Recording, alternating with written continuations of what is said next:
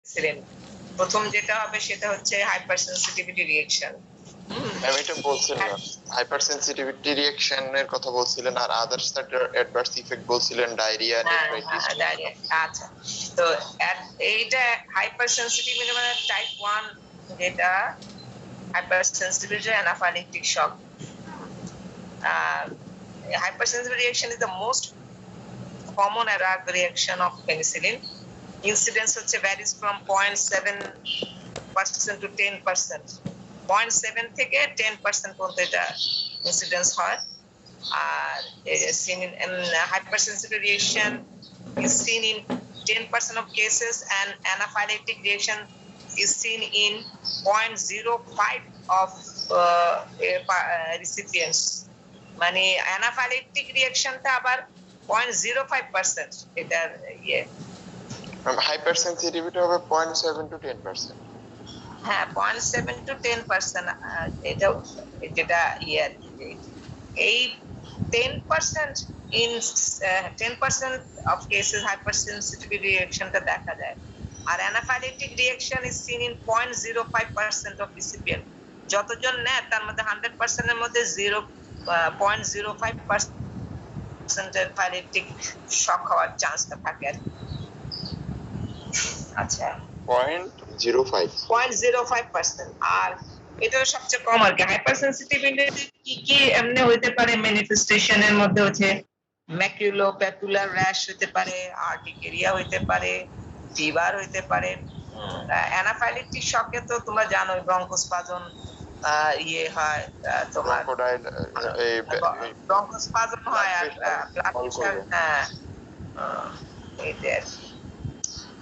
তারপর এমনিতেও সেরাম সিকনেস হতে পারে, ভাস্কুলাইটিস হতে পারে, স্টিভেন জনসন সিনড্রোম হতে পারে। এগুলো সব হলো গিয়ে হাইপারসেনসিটিভ রিঅ্যাকশনের মধ্যে পড়ে। অ্যানাফাইলেকটিক ইয়েও পড়ে, শকও পড়ে। আচ্ছা, anaphylactoid reaction is the most important and dangerous immediate hypersensitivity reaction. তারপরে হচ্ছে মেকানিজম অফ অ্যানাফাইলেক্সিস। কেন অ্যানাফাইলেক্সিসটা হয়, রিঅ্যাকশনটা হয়? হিস্টামিন কিছু সেল মিডিয়েটরস রিলিজ হয় যেমন মাস্ট সেল এবং বেসোফিল থেকে যে হিস্টামিনগুলো রিলিজ হয় ওগুলোর রেসপন্স হচ্ছে অ্যানাফাইলেকটিক শকটা হচ্ছে। অ্যানাফাইলেক্টিক হ্যাঁ অ্যান্টিজেন অ্যান্টিবডি রিঅ্যাকশন হয়, কিন্তু সব ক্ষেত্রে তো অ্যানাফাইলেক্টিক রিঅ্যাকশন হচ্ছে না। কারণ এই যে হাইপারসেনসিটিভিটি রিঅ্যাকশন হচ্ছে আর্টিকেরিয়া, ফিভার, এগুলো ভাস্কুলাইটিস এগুলো হয়। কিন্তু অ্যানাফাইলেক্টিক শক হওয়ার একটা breakdown products of the penicillin, এটা হচ্ছে breakdown products of penicillin are mainly responsible for anaphylactic reaction. penicillin ভাঙার পরে যে ব্রেকডাউন প্রোডাক্টটা থাকে সেটাই কিন্তু that is responsible for the anaphylactic reaction. কি কি ব্রেকডাউন প্রোডাক্ট থাকে? ব্রেকডাউন পেনিসিলিন আর penicilloic acid, penicilloic acid, penicilloic acid, আরেকটা হচ্ছে পেনিসিলানিক অ্যাসিড। দুইটা breakdown product of the penicillin হচ্ছে পেনিসিলোইক অ্যাসিড আর একটা পেনিসিলানিক অ্যাসিড। এগুলা হচ্ছে যে এই যে ব্রেকডাউন প্রোডাক্ট পেনিসিলিন ভেঙে হয়। হ্যাঁ ব্রেকডাউন প্রোডাক্ট যেটা সেটাই কিন্তু হ্যাঁ এটাই কিন্তু অ্যানাফাইলেক্টিক রিঅ্যাকশনটা করে। এগুলো কি ম্যাম ওই যে মাস্ট সেল এবং বেসোফিল থেকে হিস্টামিন রিলিজ করবে যাই ওগুলি রেসপন্সিবল আর কি অ্যানাফাইলেক্টিক শক করার জন্য, ওগুলি তো হবেই। আচ্ছা, penicilloic acid form by beta lactamase or gastric hydrochloric acid. Beta lactamase causes cleavage of the CO or অথবা ফর্ম বাই কি দিয়ে তৈরি হয় এটা পেনিসিলোইক অ্যাসিড। এটা হচ্ছে বিটা ল্যাকটামেজ যে এনজাইমটা সেটা দিয়ে অথবা গ্যাস্ট্রিক হাইড্রোক্লোরিক অ্যাসিড দিয়ে তৈরি হতে পারে। আচ্ছা, বিটা ল্যাকটামেজ কজেস যে এনজাইম আমার আছে, হ্যাঁ beta lactamase enzyme causes cleavage of the, আমরা তো জানি না, আমরা তো জানি we know that the enzyme beta lactamase break down the chains of the beta lactam rings, যে চেইনটা সেটা ভেঙে ফেলে। এইজন্য তো বিটা ল্যাকটাম অ্যান্টিবায়োটিক গুলি তখন আর কাজ করতে পারে না। এইসব অনেক ক্ষেত্রে এই জন্য আমরা কি দেই, ক্ল্যাভুলিনিক অ্যাসিড দেই, সালব্যাক্টাম দেই, তারপর টেজোব্যাক্টাম দিয়ে দিই, যাতে এটা ইনহিবিট করে রাখে এনজাইমটাকে। যে সমস্ত the bacteria those produce this enzyme they are resistant to penicillin, ওরা পেনিসিলিনের এগেইনস্ট এটা কিছু কিছু পেনিসিলিনের এগেইনস্ট রেজিস্ট্যান্ট থাকে এই কারণে, যেহেতু ভেঙে দিতে পারে। আচ্ছা, beta lactamase causes cleavage of the CO bond, মানে কার্বন অক্সিজেন একটা বন্ড আছে না, এই যে N বন্ড, আবার নাইট্রোজেন বন্ড, যেটা দেখো তো এটা দেখা যায় কিনা, এই বন্ডটা আর কি, এই যে দেখা যায়, এই যে বন্ডটা দেখা যায়।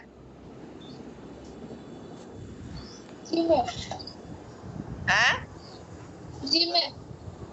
আচ্ছা, এই বন্ডটাকে this bond is cleavage by the enzyme beta lactamase of the beta lactam ring এর মধ্যে এই একটা বন্ড আছে, এই বন্ডটাকে ভেঙে দেয়, ক্লিভেজ করা মানে ভেঙে দেয়। আচ্ছা, এইভাবে কিন্তু এটা তৈরি হয়, পেনিসিলিক অ্যাসিডটা তৈরি হয়। Penicillanic acid accumulate in aqueous solution of benzyl penicillin, আর penicillinic acid accumulates in aqueous solution of benzyl penicillin stored at room temperature or at low pH। যদি এটা ইনজেকশনটাকে আমরা রেখে দেই, পেনিসে স্টোর করি রুম টেম্পারেচারে অথবা at low, হ্যাঁ, accumulates, আচ্ছা, accumulates, penicillinic acid accumulates in aqueous solution মানে কি ওয়াটারি, যেটা কি aqueous solution of benzyl penicillin accumulates in aqueous solution of benzyl penicillin stored at room temperature, যদি রুম টেম্পারেচারে স্টোর করে রাখা হয়, or at low pH অথবা লো pH এ যদি স্টোর করে রাখা হয়, তখন দেখা যায় যে এই পেনিসিলানিক অ্যাসিডটা অ্যাকুমুলেট করে আর কি। এই জন্য স্টোরেজও ব্যাপার আছে, যে ইনজেকশনটা কত ডিগ্রিতে রাখতে হবে বা না রাখতে, এটা একটা প্রবলেম আছে। This acts as a heptane, এই যে মানে পেনিসিলিক অ্যাসিড, পেনিসিলানিক অ্যাসিড, এগুলো this act as A heptane which bind with host protein, that is protein career, plasma protein, muscle protein, and produce a heptane protein complex, which is highly antigenic and act as a major determinants of penicillin allergy. তার মানে কি, penicillic acid plus host protein is equal to major determinant, মানে যেটা দিয়েই অ্যালার্জিটা হবে। এই যে তোমার পেনিসিলিক অ্যাসিড, পেনিসিলানিক অ্যাসিড, এগুলো হোস্ট প্রোটিনের সাথে কম্বাইন করে, they bind with the host protein, produce major determinant, major determinants.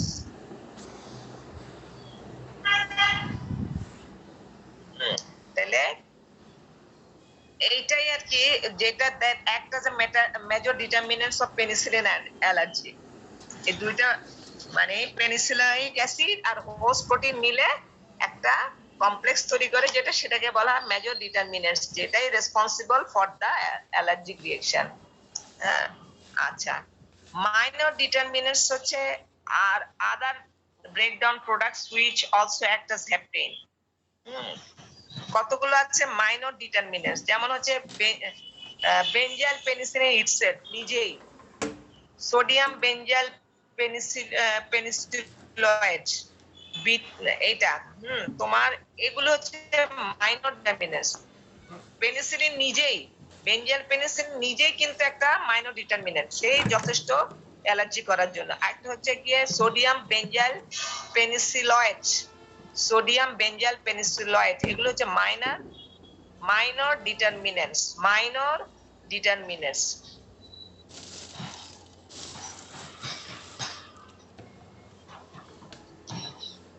আচ্ছা, তাহলে আমরা এখন এতক্ষণ কি দেখলাম? পেনিসিলিক acid or penicillinic acid bind with the host protein. This heptane protein complex is highly antigenic and stimulate the production of IgE. এরা IgE antibody production করবে। IgE binds with the mast cell and makes it sensitized. On further exposure to penicillin, antigen antibody reaction occur. This reaction usually not occurs in the first exposure. It occurs in the second exposure. সাধারণত এই রিঅ্যাকশনটা first এক্সপোজারে হয় না, কারণ ওই যে antigen antibody production হয়ে থাকে, তারপরে যখন আবার নতুন করে আমার ড্রাগটা আসবে তখন সেই ড্রাগটা একটা অ্যান্টিজেন হিসেবে কাজ করবে, তখন আবার অ্যান্টিজেন অ্যান্টিবডি রিঅ্যাকশন হয়ে এইটা হবে আর কি। এই জন্য ফার্স্ট এক্সপোজারে হয় না, এটা হয় usually in the second exposure. On further exposure to penicillin, antigen antibody reaction occur and there is release of amine-like substance from the sensitized mast cell due to degranulation. Release substance from the sensitized mast cells are কি release হয় বলো তো দেখি? আর শুধু histamine ma'am সেরোটোনিনও release হয়। আর হ্যাঁ, histamine, serotonin, ব্র্যাডিকাইনিন, SRSA, হ্যাঁ। Second এক্সপোজারের ক্ষেত্রে হবে হচ্ছে যে ম্যাম ফার্স্ট এক্সপোজারে যে ইমিউনোগ্লোবিন তৈরি হয়েছে সেটা হচ্ছে ম্যাম মাস্ট সেল থেকে যে। আচ্ছা, এখন হলো হ্যাঁ বুঝছি, SRSA এটাও রিলিজ হয়। তাহলে আমার অনেকগুলো হিস্টামিন, সেরোটোনিন, ব্র্যাডিকাইনিন, SRSA এগুলো। SRSA ফুল মিনিং কি? আচ্ছা,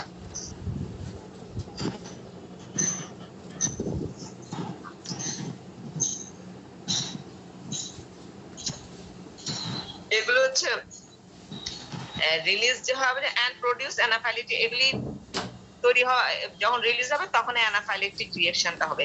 histamine is a potent vasodilator. হিস্টামিনটা হচ্ছে সবচেয়ে potent vasodilator, causes profound vasodilatation and fall of blood pressure, may be severe hypotension and shock. হিস্টামিনটা হচ্ছে সবচেয়ে বেশি মানে পোটেন্ট ভ্যাসোডাইলেটর আর কি, সবচেয়ে বেশি ভ্যাসোডাইলেট করবে, এই জন্য সে হাইপোটেনশন হবে, শক হবে। Histamine also produce itching, pruritus and bronchoconstriction. হিস্টামিনের জন্য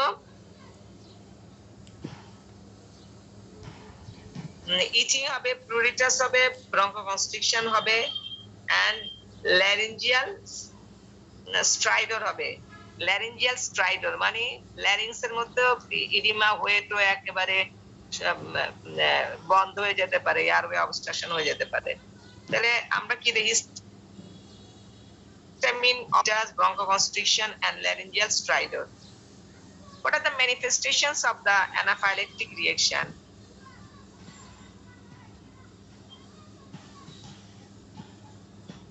Pruritus, paresthesia, bronchospasm, choking sensation, laryngospasm, generalized urticaria, hypotension, shock. কি হবে? Pruritus, manifestation of the anaphylactic reaction. Pruritus, paresthesia, bronchospasm, choking sensation, laryngospasm, generalized urticaria, hypotension, shock. Generalized urticaria, hypotension and shock. These are the manifestations of the anaphylactic shock. Loss of consciousness hote pare, cold clammy skin, imperceptible pulse, angioneurotic edema, sweating, এগুলো sweating, loss of consciousness, cold clammy skin, imperceptible pulse, তারপরে angioneurotic edema, sweating, এগুলো হতে পারে, এগুলো দিয়ে আসতে পারে manifestation. What is the management of anaphylactic shock? General management and the pharmacotherapy. General measures and the pharmacotherapy. General measures এর মধ্যে কি? Stop therapy immediately. stop therapy immediately. Head down position, মাথাটা নিচু করে দাও, head down position. Keep airway free, keep airway free. Oxygen inhalation, oxygen inhalation. তারপর হচ্ছে ফার্মাকোথেরাপির মধ্যে এখন দেখো injection and adrenaline, very important. Injection adrenaline 1:1000 dilution, মানে 1 ml এর জন্য 100 ml ওয়াটার লাগবে, এতটা ডাইলিউশনে দিতে হয়। 1:1000 ডাইলিউশন, এটা each and everybody may be asked in the viva how what are the dilution সম্বন্ধে জিজ্ঞাসা করবে, very important question. Whether it is given directly or by dilution, এটা জিজ্ঞাসা করে যে একবারে দিয়ে দিবা না ডাইলিউট করে দিবা। ডাইলিউশনে 1:1000 1:1000 হ্যাঁ, এই রেশিওতে 5 to 1:1000 দিয়ে কি বুঝেছে ম্যাম? 1:1000 মানে ডাইলিউশন মানে বুঝো না, তোমার ইয়ের সাথে দিবা ওয়াটার অ্যাকোয়াস সলিউশনের সাথে, যেটা আর কি ডেক্সোস্যালাইন ওয়াটার যেটা আছে ডেক্সোস ওয়াটার, এটার সাথে 1000 সিসি এর মধ্যে 1 সিসি দিবা, এরকম আর কি। ডাইলিউশন মানে বুঝো না, ডাইলিউট করে দেওয়া। 1:1000 মানে খুবই ডাইলিউট করে এটা দিতে হয়, যেমন 1.5 to 1 ml, 0.5 মানে হাফ ml থেকে 1 ml IM দিবা, অথবা ডাইলিউশনটা এমন ডাইলিউশন করে তোমাকে দিতে হবে IM or subcutaneous, maybe repeated. হ্যাঁ মানে ম্যাম অনেক পাতলা করে, মানে মেইন অ্যাড্রেনালিনটা না দিয়ে ডিরেক্ট দিলে প্রবলেম, অনেক সাইড ইফেক্ট হতে পারছে না ম্যাম, এটাকে অনেক পাতলা করে দিতে হয়। সেই জন্য তো বললাম ডাইলিউশনের কথা, তো এই কারণে বললাম ডাইলিউট করে তো দিবা, পাতলা করে তো দিবা, ডাইরেক্ট ড্রাগটা দিয়ে দিবা না, অ্যাম্পুলে যা থাকে সেটা দিবা না। You must dilute it then push it. তাহলে 0.5 to 1 ml IM or subcutaneous, may be repeated every 15 minutes, may be repeated every 15 minutes according to condition of the patient, according to the condition of the patient. এটা হলো adrenaline. Injection hydrocortisone, হেমিসাক্সিনের hydrocortisone যেটা, এটা steroid. Injection hydrocortisone 100 to 200 milligram IV 4 hourly, 100 to 200 milligram IV 4 hourly. According to clinical improvement in injection antihistamine দিতে পারো, chlorpheniramine maleate 10 to 20 milligram by slow IV infusion or over 24 hours, or promethazine দিতে পারো, or promethazine 10 milligram IV, promethazine 10 milligram IV। এটা according to the clinical ইমপ্রুভমেন্টে তুমি এটা দিবা। যদি improve একেবারে করে যায় তাহলে তো এগুলি বেশি দরকার না, নইলে আবার অ্যান্টিহিস্টামিনও দিতে হয়। অ্যান্টিহিস্টামিনের মধ্যে ক্লোরফেনিরামাইন ম্যালিয়েট, এটা given 10 to 20 milligram, 10 to 20 milligram by slow IV, by slow IV infusion। Infusion মানে বুঝছো তো, সে ড্রিপে চলতে থাকবে ওভার 24 আওয়ার, পুরো 24 ঘন্টায় 10 to 20 milligram by slow IV infusion over 24 hours, or promethazine মানে ফেনারগান, আমরা বাজারে মার্কেটে ফেনারগান হিসেবে পাওয়া যায় প্রমিথাজিন, এটা 10 মিলিগ্রাম IV, ওটা হচ্ছে 10 মিলিগ্রাম IV। আচ্ছা, প্রেডনিসোলন, এটা কিন্তু ওরাল রুটে দেওয়া হয়। Prednisolone 20 milligram 6 hourly in severe case and may require continuation। এটার সাথে ওরালি সিভিয়ার কেসে কেমনে দিবে, এটা তো শক্তি চলে গেলে তো ওরালি দেয়া যায় না। আচ্ছা, ইনজেক্টেবল ফর্মে থাকলে দিবে। Prednisolone 20 milligram 6 hourly in severe case and may require continuation। fluid and electrolyte balance must. Fluid and electrolyte balance করতে হবে। Normal saline and dextrosaline intravenously to combat shock. Normal saline or dextrosaline intravenously to combat shock. শকে ছিল না patient, এর জন্য normal saline অথবা ডেক্সট্রোস্যালাইন দিয়ে দিতে হবে।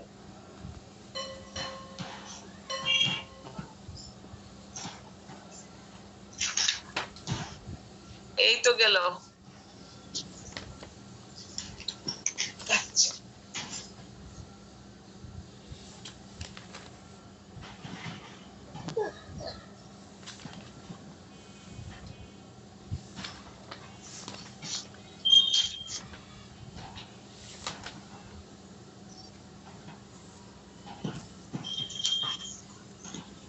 আচ্ছা, ডায়রিয়া আমরা তখন ধরে we are discussing about the anaphylactic shock, why they occurs in case of penicillin, তারপরে এটা ম্যানেজমেন্ট, এটা আমরা দেখলাম না। আদার অ্যাডভার্স ইফেক্টের মধ্যে যে diarrhoea occurs with those agents that are incompletely absorbed. সাধারণত ওইগুলির ক্ষেত্রে হয় যারা ইনকমপ্লিটলি অ্যাবজর্ব হয়।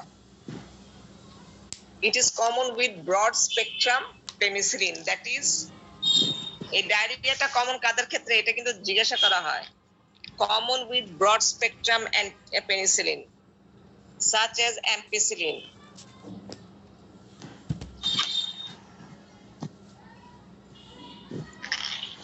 Ampicillin এর ক্ষেত্রে বেশি হয়, but it is becampenicillin diarrhea is less than ampicillin. Becampenicillinটা কি, এটা একটা প্রোডাক্ট। becampenicillin থেকে ampicillin হয়। এই যে becampenicillinটা এটা হচ্ছে খুব more completely absorb from the GIT, এই জন্য এটাতে ডায়রিয়াটা কম হয়। কিন্তু ampicillin usually not absorb completely, এই জন্য এদের ক্ষেত্রে ডায়রিয়াটা বেশি হয়। becampenicillin কিন্তু খুব ভালোভাবে অ্যাবজর্পশন হয়ে যায়, so diarrhea is not a problem with becampenicillin. Nephritis, interstitial nephritis occurs in methicillin, nepcillin, etc.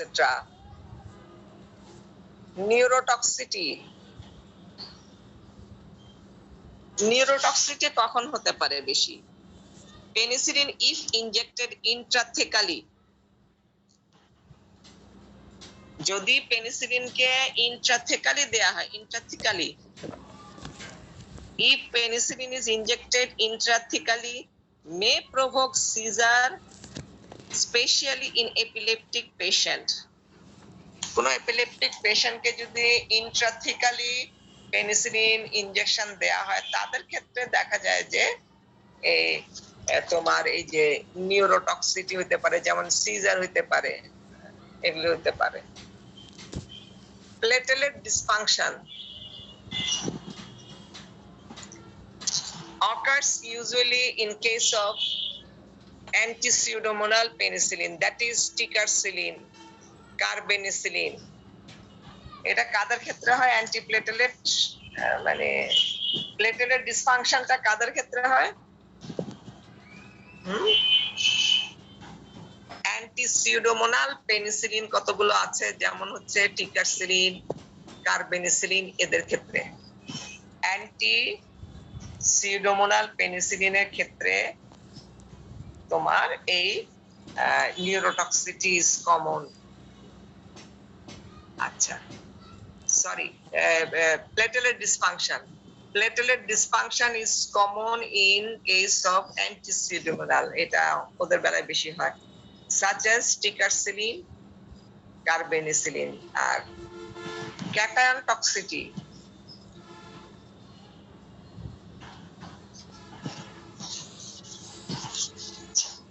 cation toxicityটা কেন হয় বলো? Penicillin are given as potassium or sodium salt of penicillin. Directly কিন্তু পেনিসিলিন এটা একটা তোমার পটাশিয়াম সল্ট হিসেবে দেওয়া হয়, অথবা সোডিয়াম সল্ট অফ পেনিসিলিন দেওয়া হয়। penicillins are given as potassium or sodium salt of penicillin. Thus large dose sodium or potassium that accompany penicillin may cause toxicity. এই যে সোডিয়াম আর পটাশিয়াম সল্ট হিসেবে দেওয়া হয়, এগুলি কিন্তু টক্সিটি করতেছে, এগুলি কিন্তু ক্যাটায়ন টক্সিটি করে। and electrolyte disturbance করবে। sodium excess may cause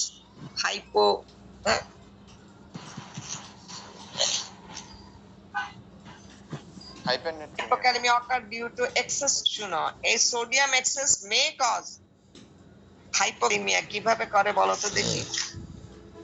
ma'am ওই যে রেনাল টিউবুলের ওখানে যে ম্যাম কালেক্টিং ডাক্ট আছে সেখানে হচ্ছে যে ম্যাম সোডিয়াম বেশি হয়ে যাবে, তো কালেক্টিং ডাক্টে ইন এক্সচেঞ্জ অফ পটাশিয়াম, হ্যাঁ সোডিয়ামটা ঢুকে যাবে ভিতরে আর পটাশিয়ামটা বের হয়ে যাবে, তখন হাইপোক্যালেমিয়ার চান্স থাকে,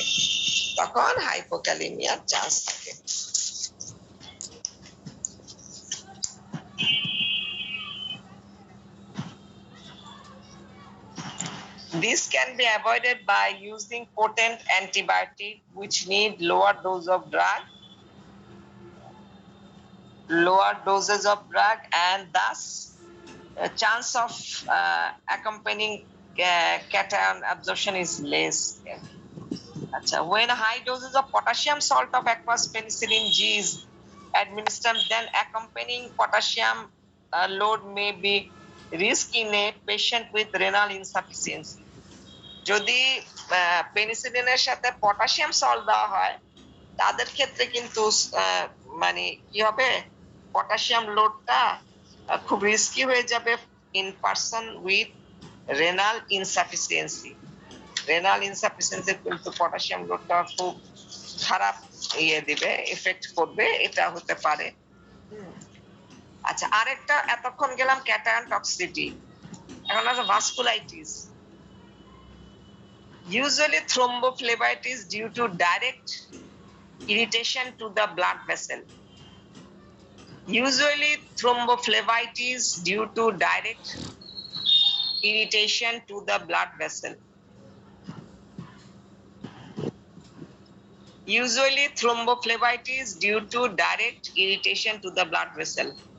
When very large dose used IV, that is 1 gram per ml injected IV, প্রতি ml 1 গ্রাম যদি থাকে IV ইনজেকশনের, সেই ক্ষেত্রে হইতে পারে। আচ্ছা, এতক্ষণ তো বললাম অ্যাডভার্স এফেক্ট, তো কোথায় কোথায় ইউজ হয়, ক্লিনিক্যাল অ্যাপ্লিকেশন বলতে পারবা? Can you tell me the clinical applications of the penicillin? rheumatic fever use হয়, pharyngitis, cellulitis। একটা হচ্ছে for the treatment of disease, আর এটা তো প্রোফাইলেকটিক্যালি। আমার ডিজিজ তৈরি হয় না, কিন্তু ডিজিজ দুই ভাবে হয়, ফর দ্য ট্রিটমেন্ট পারপাস হতে পারে, আর একটা প্রোফাইলেক্সিস হিসেবে হতে পারে। ট্রিটমেন্ট পারপাসের মধ্যে হচ্ছে মেনিনগোকক্কাল মেনিনজাইটিস, গনোকক্কাল ইনফেকশন, তারপরে হচ্ছে গিয়ে তোমার pneumococcal pneumonia, infectious endocarditis, enterococcal endocarditis,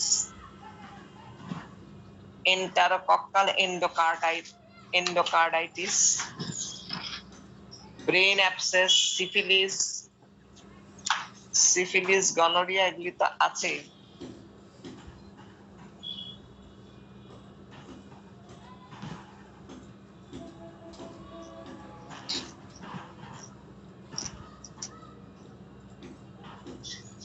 একটা আছে ক্লস্ট্রিডিয়াল ইনফেকশন, অ্যানথ্রাক্স, ব্যাসিলাই, এগুলির এগেইনস্টে কাজ করে। একটা হচ্ছে গিয়ে ক্লস্ট্রিডিয়াল ইনফেকশন, অ্যানথ্রাক্স, ব্যাসিলাই, এগুলো। তারপর স্ট্রেপ্টোকক্কাল ফ্যারিঞ্জাইটিস, এটাতে ইউজ করা হয়। এটা একটা সামারিটা আমি একটু বলি, হ্যাঁ, summary of clinical uses of the penicillin, এইটুকু লিখলে তোমাদের হবে। Treatment of pyoderma, gonococcal infection, Treponema pallidum causing syphilis. এটা হলো শর্ট করে এইটুকুই লিখবা, বেশি ডিটেইলস লিখতে যাবা না। Treponema pallidum causing syphilis.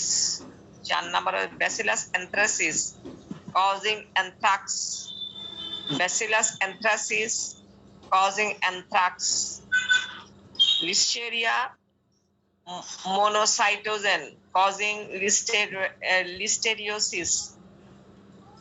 Listeria monocytogen causing listeriosis. Clostridial infection. Clostridial infection, that is Clostridium tetani, causing tetanus.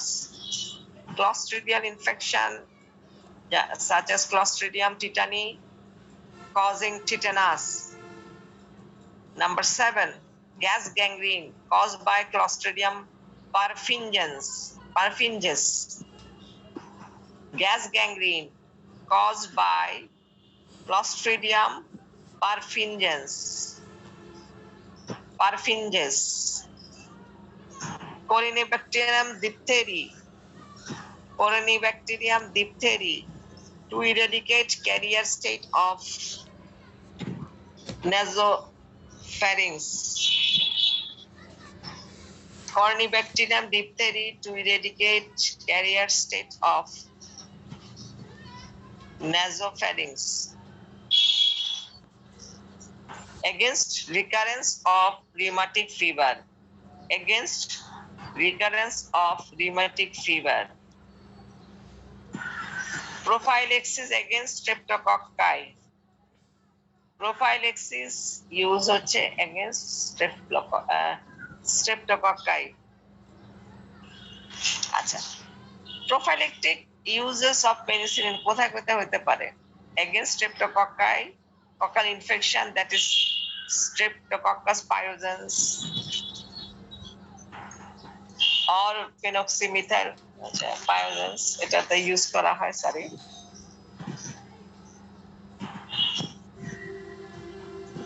Against recurrence of rheumatic fever. Against recurrence of rheumatic fever.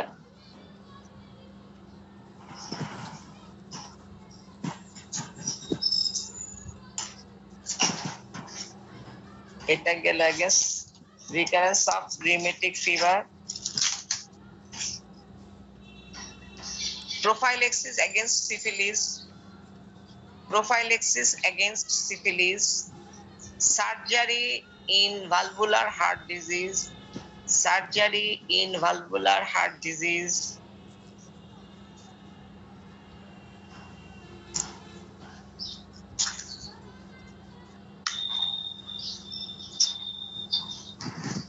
আল্লাহ, তাহলে আমরা কি কি দেখলাম? অনেক জায়গায় ইউজ হয় পেনিসিলিন। একটা হচ্ছে ফর দ্য ট্রিটমেন্ট পারপাস, একটা হচ্ছে প্রোফাইলেক্সিস। হ্যাঁ, সার্জারি ইন ভালভার হার্ট ডিজিজ যেটা বললাম, সেটা কি আমরা ইনফেক্টিভ এন্ডোকার্ডাইটিস প্রিভেন্ট করার? হ্যাঁ, এটা প্রিভেন্ট সার্জারিতে ইউজ করা হয়।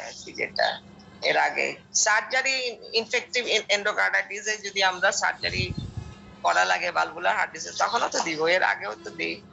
রিউমেটিক ফিভারও তো দিয়ে এটারে প্রিভেন্ট করাই। যদি কারো হয়ে যায় যে চিকিৎসা করে না ঠিক মতো, ভালভুলার হার্ট ডিজিজ হয়ে গেছে, তখনও এটা প্রোফাইলেক্টিক্যালি এটা আগে থেকে দিয়ে রাখতে হবে।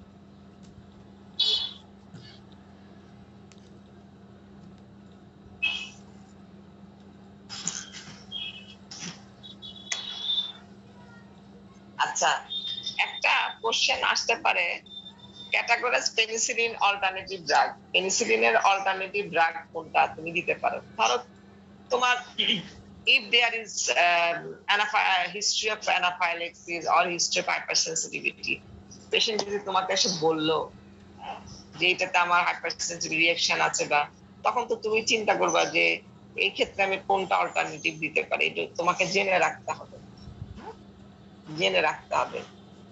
আচ্ছা, যেমন হচ্ছে টাইপস অফ ইনফেকশন আমি বলছি, স্ট্রেপ্টোকক্কাস পায়োজেন, যেটা ড্রাগ অফ ফার্স্ট চয়েস কিন্তু পেনিসিলিন জি, পেনিসিলিন বি। কিন্তু যদি অ্যালার্জিক রিঅ্যাকশন থাকে, তার অ্যালার্জি থাকে ফার্স্ট চয়েসে পেনিসিলিন জি আর বি তে, তখন তুমি কি করবা? অল্টারনেটিভ হচ্ছে ইরিথ্রোমাইসিন, সেফালোস্পোরিনস। Erythromycin, cephalosporin.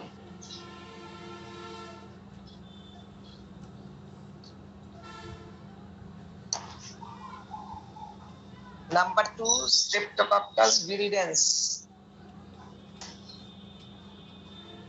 এইখানে আমাদের যদি পেনিসিলিন, আমাদের ড্রাগ অফ ফার্স্ট চয়েস হচ্ছে পেনিসিলিন জি আর জেন্টামিসিন। পেনিসিলিন জি আর জেন্টামিসিন। ধরো পেনিসিলিনে অ্যালার্জি, তাহলে অল্টারনেটিভ ড্রাগ ভেনকোমাইসিন দিবা আর জেন্টামিসিন দিবা তার সাথে। ভেনকোমাইসিন আর একটা হচ্ছে জেন্টামিসিন। ধরো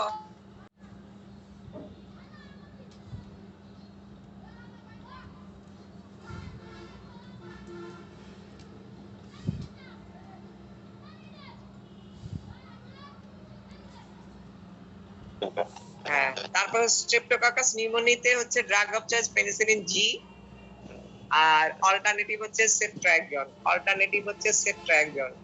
ড্রাগ অফ চয়েস কি ছিল ম্যাম? Penicillin G.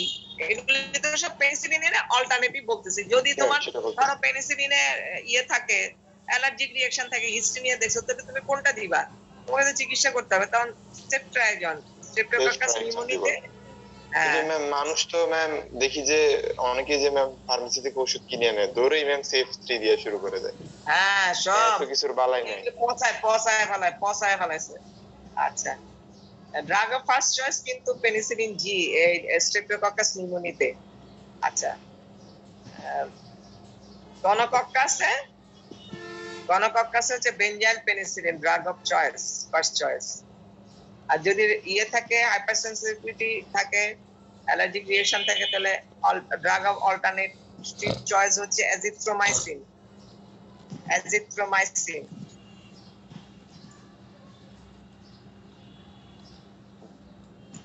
এই যে ক্লস্ট্রিডিয়াম পারফিনজেন্স ইনফেকশন, যেটাতে গ্যাস গ্যাংগ্রিন হয় বলে, ক্লস্ট্রিডিয়াম পারফিনজেন্সে হচ্ছে কি drug of choice benzyl penicillin.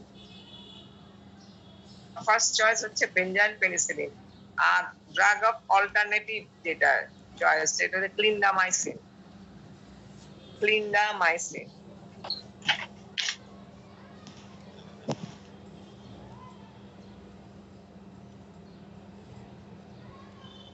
গণকক্কাল ইনফেকশনটা ধরতে পারি না। Penicillin G is replaced by গনোকক্কালে তো বেনজাইল পেনিসিলিন। Benzyl penicillin. আর অল্টারনেটিভ ইজ অ্যাজিথ্রোমাইসিন। অল্টারনেটিভ হচ্ছে অ্যাজিথ্রোমাইসিন।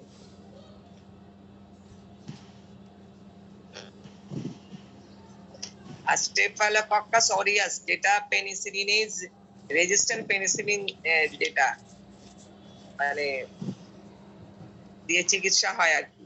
পেনিসিলিনেজ এনজাইম, যেটা যে সমস্ত ইয়ে স্ট্রেন গুলো পেনিসিলিনেজ এনজাইম রিলিজ করে, যে সমস্ত staphylococcus aureus penicillinase enzyme release করে, সেইগুলির ক্ষেত্রে ড্রাগ অফ চয়েস হচ্ছে flucloxacillin, flucloxacillin. Staphylococcus aureus, those produce penicillinase enzyme. Drug of first choice is cloxacillin, flucloxacillin. But if there is a sensitive, allergic reaction to the cloxacillin or flucloxacillin, আমরা cloxacillin যদি দেই, তার ইয়েতে আমরা ভেনকোমাইসিন দিতে পারি, erythromycin দিতে পারি, দুইটা দিতে পারি, ভেনকোমাইসিন আর ইরিথ্রোমাইসিন। ড্রাগ অফ অল্টারনেটিভ হচ্ছে ভেনকোমাইসিন, আর একটা হচ্ছে ইরিথ্রোমাইসিন।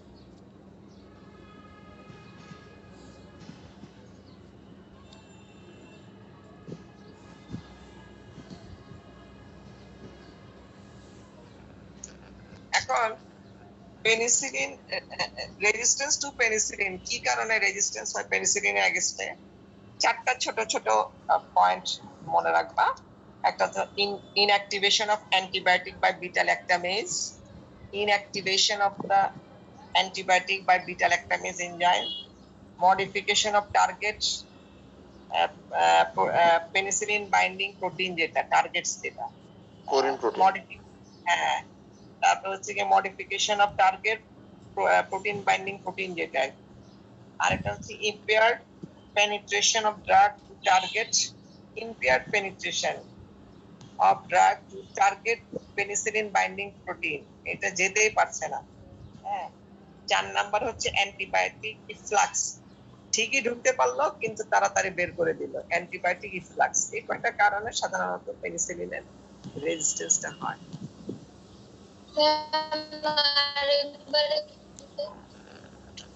হ্যাঁ,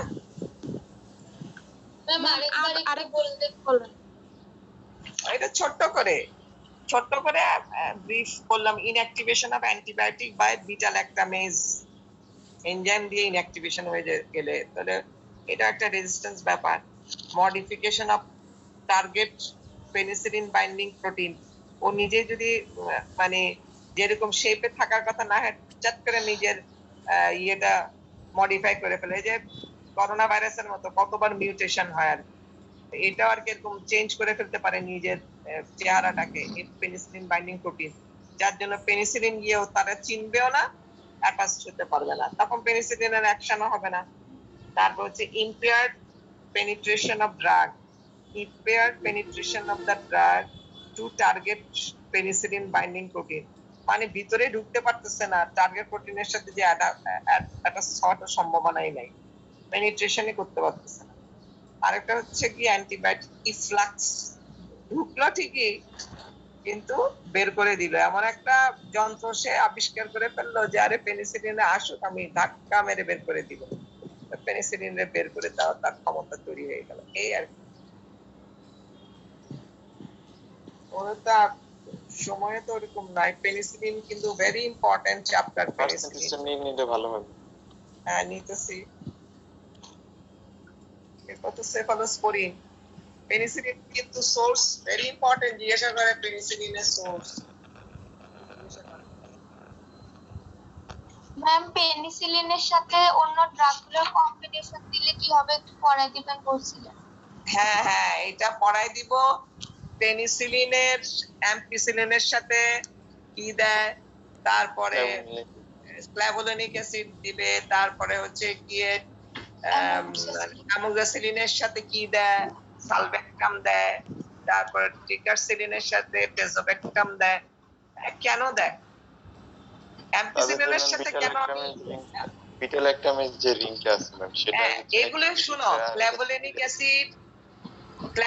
অ্যাসিড, টেজোবেক্টাম, সালভেক্টাম, এগুলো this are penicillinase enzyme inhibitor. তারা হচ্ছে পেনিসিলিনের যে এনজাইমটা, this enzyme is produced by the bacteria. Enzyme, this beta lactamase enzyme is produced by the bacteria, and they destroy the ring of the beta lactam ring of the drug antibiotic. So, if we administer clavulinic acid or tazobactam or sulfate along with the penicillin, what will happen? They will inhibit the enzyme, so our antibiotics easily can work. Otherwise they will destroy by the enzyme. এই জন্য এটা দেওয়া হয়। একটা question, there is a question each and everybody may be asked, why ampicillin add with the clavulinic acid, why not salvectam? কেন সালভেক্টামের সাথে না? এই প্রশ্নের উত্তরটা দিতে পারবা? দেখি কার ঘটে বুদ্ধি আছে, দেখি। একেবারে ফিক্স কেন করে দেওয়া হচ্ছে? ম্যাম ক্ল্যাভোলিনিক অ্যাসিডের সাথে যে বিটা ল্যাকটাম রিংটা আছে অ্যাম্পিসিলিনের, সেটার মধ্যে সিমিলারিটি আছে, স্ট্রাকচারাল সিমিলারিটি।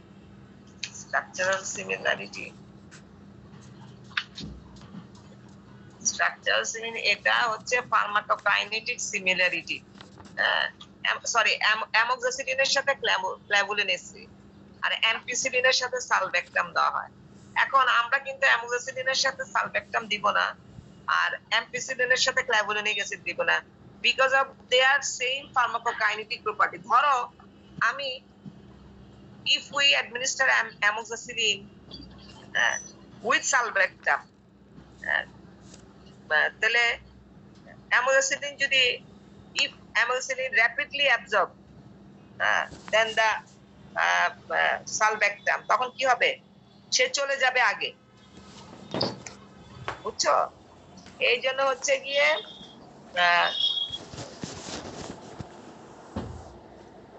সে আগে অ্যাবজর্ব হয়ে গিয়ে সে তো সাইট অফ অ্যাকশনে চলে যাবে, ব্যাকটেরিয়ার সামনে চলে যাবে। তো ব্যাকটেরিয়া যে এনজাইমটা তৈরি করছিল সেই এনজাইমটা দিয়ে তো আগে সে ডিস্ট্রয় হয়ে যাবে।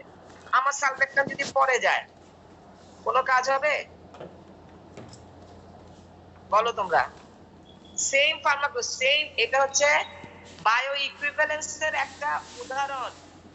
ওরা দুইজনের বায়ো ইকুইভ্যালেন্স মানে কি সেম টাইমে তারা বায়ো অ্যাভেলেবিলিটি হবে, একই সময় তারা ইয়েতে ঢুকবে, সিস্টেমিক সার্কুলেশনে ঢুকবে। বায়ো ইকুইভ্যালেন্সের একটা অ্যাপ্লিকেশন এটা।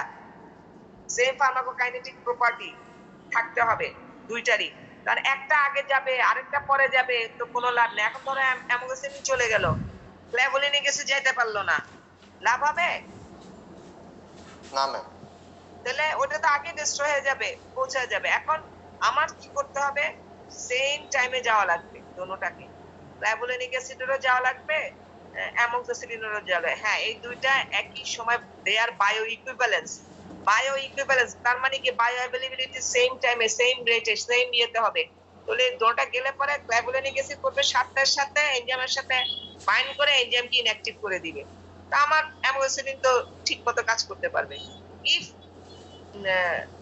মানে if we administer amoxicillin along with salvectam, তাহলে দেখা যাবে যে একটা আগে একটা পরে যাবে, তো লাভটা কি হবে? কোনো লাভই হবে না, ওই ডিস্ট্রয় করে ফেলবে। একটা আগে পিছিয়ে গেলে ডিস্ট্রয় হয়ে যাবে, কোনো লাভ হবে না। যদি আমাদের পেনিসিলিনটা আগে চলে যায়, এনজাইম ইনহিবিটরটা পরে যায়, কোনো লাভ হবে না, কোনো লাভ হবে না।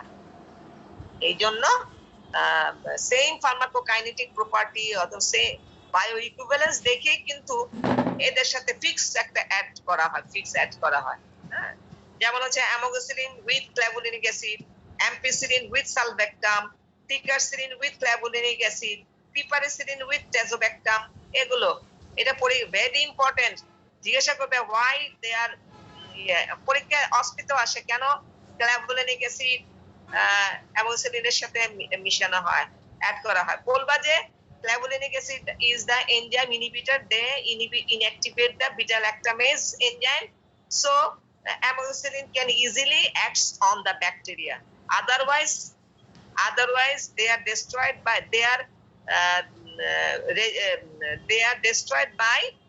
beta lactamase enzyme. So যদি আমরা এটার সাথে এনজাইম ইনহিবিটর গুলি না দিতাম, এই অ্যামোক্সিসিলিন, অ্যাম্পিসিলিন, টিকারসিলিন, পিপারিসিলিনের সাথে, তাহলে দেখা যেত যে বিটা ল্যাকটামেজ এনজাইম দিয়ে এরা ডিস্ট্রয় হয়ে যেত আর no action of the drug, কোনো অ্যাকশনই হইতো না। এই জন্য আমরা এই এনজাইম ইনহিবিটর গুলি দেই। This enzyme inhibitors are not antibiotic, এটা কিন্তু অ্যান্টিবায়োটিক না। এই clavulanic acid, sulbactam, tazobactam, they are not antibiotic, they are only enzyme inhibitor. Beta lactamase enzyme inhibitor, এটা পরীক্ষায় জিজ্ঞাসা করা হয়। Are they antibiotic? No, they are not antibiotic. They are enzyme inhibitor. Only inhibit the enzyme beta lactamase. So, amoxicillin, ampicillin, ticagrelin, piperacillin, they can act easily. They are not destroyed by the enzyme. শেষ। আচ্ছা, next টাইমে পরে আমি আজকে এটা নিয়ে নিই, পার্সেন্টেজটা নিয়ে নিই। Rule 1.